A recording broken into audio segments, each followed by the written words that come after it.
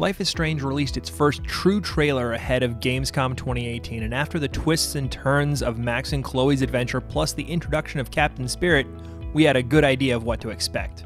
The trailer starts with two brothers walking roadside down a country lane. They're on the lam after an incident that took place on October 28, 2016 involving a flipping cop car and a fight of some kind. These are the siblings that we know to be the Diaz brothers seen at the end of Captain Spirit, who look happy, healthy, and well-fed in the winter of 2016. From the perspective of the older brother Sean, we hear him worrying about being lost, and the younger, Daniel, not knowing what's going on.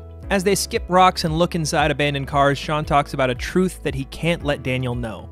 The tone turns when Sean pulls from his backpack a newspaper clipping. At first glance, you only see the headline, "Shooting in South Seattle." Reading the article, though, you find out that a police officer shot an Esteban Diaz, the boy's father, and the officer was found dead next to the body. The officer is seen pointing a gun at Sean, but also jerks his aim to something else, indicating two targets. Now, this could be the two brothers, and possibly the father intervened to his cost, but this could also be aiming at Sean and Esteban, and Daniel is the one that intervenes.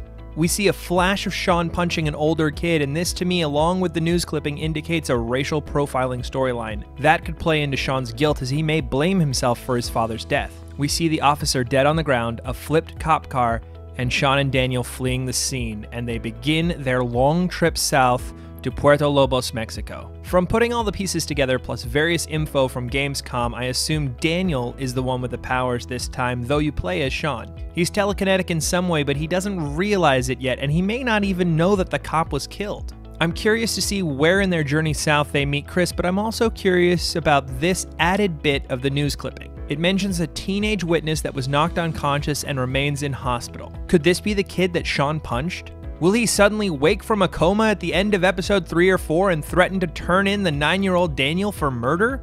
What do you guys think? How will Captain Spirit be intertwined in this? Is Sean starting a superhero daycare? What little bits of Life is Strange lore do you want to see again in this installment? As always, I'm Rassool, and you can check out more content like this on Collider Games.